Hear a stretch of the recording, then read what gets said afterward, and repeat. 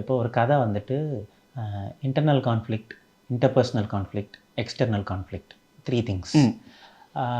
Internal conflict, interpersonal இருந்துச்சுன்னா ஓரளவுக்கு கிரிட்டிக்ஸ்க்கெலாம் பிடிக்கும். ஓகேங்களா? ஒரு மினிமலாக இருக்குது, என்னுடைய கணிப்பு இது, அவ்வளோதான். ஓரளவுக்கு நம்ம கொஞ்சம் இன்டலெக்சுவல் ஆடியன்ஸஸை இது பண்ணலாம்.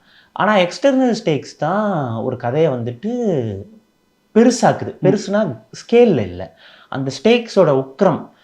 அப்போ தான் நமக்கு என்டர்டெயின்மெண்ட், ஒரு த்ரில் வரும், ஒரு என்டர்டெயின்மெண்ட் வரும். எக்ஸ்டர்னல் மட்டும் வச்சா டெப்த்து கம்மியாகும். ஸோ எனக்கு ஒரு கதையில் கண்டிப்பாக இன்டர்னல் ஸ்டேக்ஸும் இருக்கணும், எக்ஸ்டர்னல் இருக்கணுன்றது என்னுடைய இது இன்டென்ட். ரெண்டாவது, இப்போ ஒரு லவ்வுக்கு வந்துட்டு என்ன பிரச்சனை, ஆல்ரெடி எல்லா பிரச்சனையுமே நம்ம இது பண்ணிட்டோம். இது பார்த்தீங்கன்னா நீங்கள் ஹானர் கில்லிங்கை மைனஸ் பண்ணிட்டீங்கன்னா அப்பா ஒத்துக்கலை, இந்த இடம்தான். அதை எனக்கு இன்னும் இன்டென்சிஃபைடாக காட்டணும், அதோட உண்மையை வந்துட்டு எனக்கு எடுத்து சொல்லணும். ஆனால் அதே நேரத்தில் கதைக்கும் எனக்கு இவன் பண்ண போகிற ஒரு இன்டர்வெல்ல ஒன்று பண்ணுறான்ல, ஒரு ஃபேக் மேரேஜ் பண்ணுறான்ல, அது வந்துட்டு எனக்கு நல்லா போய் ஷார்ப்பாக இறங்கணும்னா அதோட ஸ்டேக்ஸ் அந்த அளவுக்கு இருக்கணும்.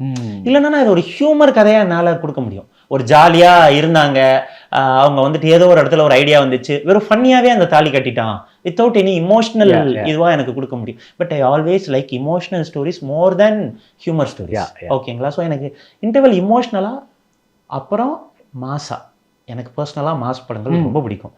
அப்போ ஹீரோ வந்துட்டு டயலாக் சொல்லிட்டு நான் வல்கர் இல்லை, அவங்க தான் அந்த சொசைட்டி தான் வல்கர் அப்படின்னு சொல்லிட்டு ஷோல்டரை தட்டிட்டு அவன் நடந்து போகிறான் அப்படிங்கிறது எனக்கு ஒரு ஹை மூமெண்ட். அந்த ஹை மூமெண்ட் சொல்றீங்களா? இன்டர்வெல்ல வந்துட்டு இந்த 2025 கூட ஒரு பொண்ணு தான் லவ் பண்ணுற பையனை கட்டினா வெட்டுவேன்னு சொல்கிறான் அவங்க அப்பனும், அதை லவ் பண்ணுற சொசைட்டின்னு தான் வல்கர், நான் இல்லை அப்படின்னு சொல்லிட்டு அவன் ஷோல்டரை தட்டிட்டு போனால் எனக்கு ஹை ஆகணும்.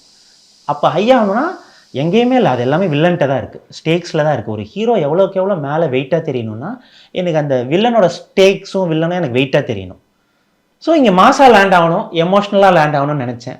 அதுக்கு தான் சக்தி மசாலா, தரம் என்றும் நிரந்தரம், தலைமுறையாய் தொடர்ந்து வரும் சக்தி மசாலா.